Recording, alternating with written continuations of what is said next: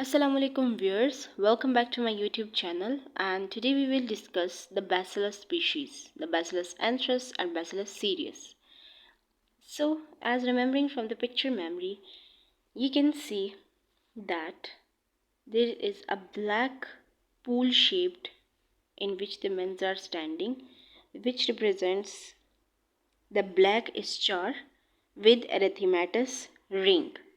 Black star जो है ये हमारे पास एक ब्लैक नेक्रोटिक वाउंड होता है। पहले हमारे पास पेप्यूल टाइप होता है, फिर हमारे पास वेजिकल टाइप बन जाता है और फिर हमारे पास एक ब्लैक स्टार बन जाता है, एक नेक्रोटिक वाउंड बन जाता है जिसके इर्द गिर्द हमारे पास एरिथेमेटस रिंग टाइप जो है वो एक अपीयरेंस से आती है। एरिथेमेटस टाइप जली हुई स्किन भी इसको कह सकते हैं। ठीक है, नेक्स्ट हम कह सकते हैं देख सकते हैं पिक्चर में कि हमारे पास बहुत सारे शिप्स जो हैं आप लोगों को एक लाइन में नजर आ रहे हैं। This represents that these are the large gram positive rods in the chains and these are non motile in nature and these are encapsulated rods with poly D glutamate. ठीक है, तो इसको रिप्रेजेंट करने के लिए देख सकते हैं कि इन मेंस की जो शील्ड टाइप इन्होंने जो जंग के दौरान जो इन्होंने ये कपड़े पहने हुए हैं ना, वो शील्ड टाइप इनको नज़र आ रहे हैं। ठीक है, इन सब ने, एंड इनके ऊपर ये जो डी का टैग लगा हुआ है that represents that these are the encapsulated with poly D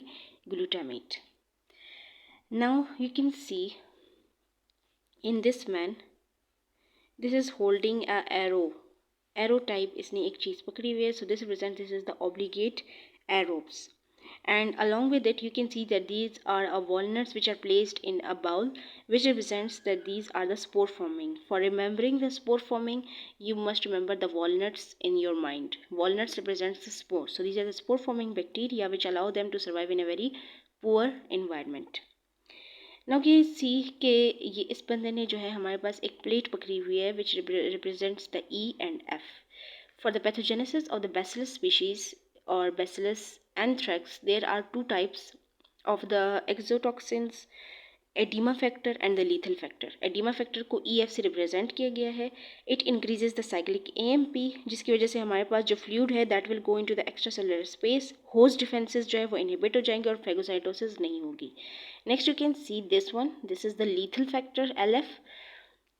ये हमारे पास क्या करता है, ये प्रोटीज की तरह एक्ट करता है और MAP kinase that is mitogen activated protein kinase को ये क्लीव करता है, that is responsible for the cell growth and then it will lead to the necrosis. अगर जब हमारे पास इस फैक्टर की डेफिशिएंसी होगी या ये डिस्ट्रॉय हो जाएगा तो हमारे पास क्या होगा, नेक्रोसिस एंड ब्लैक स्टार जो है वो अपीयर हो जाएगा.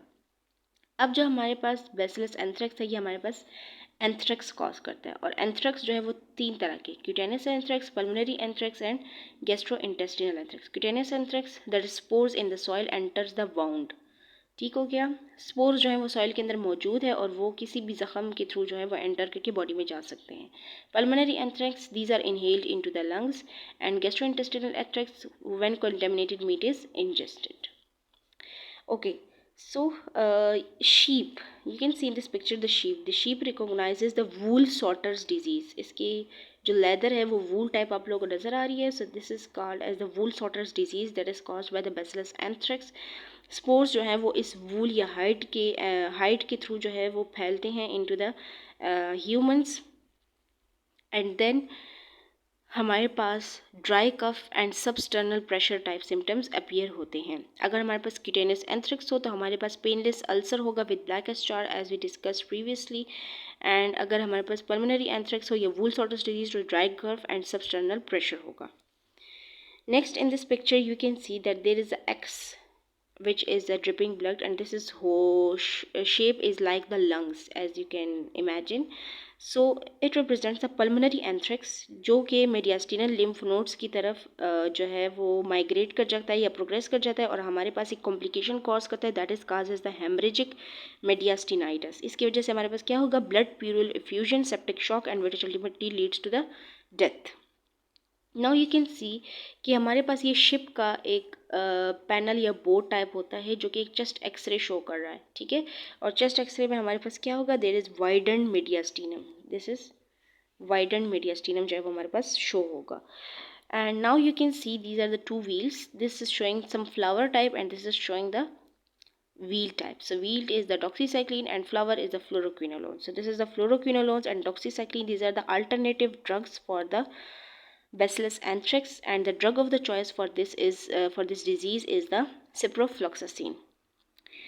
And Bacillus cereus we have shot in the sketchy जिसमें उन्होंने इस बंदे को शो करवाया हुआ है which is doing the vomiting. So it is basically Bacillus cereus, it is associated with the vomiting या फूड पॉइजनिंग से इसका रिलेशन है. रीहीटेड फ्राइड राइस जब यूज़ करते हैं तो उसकी वजह से हमारे पास ये डिजीज़ कॉज होती है.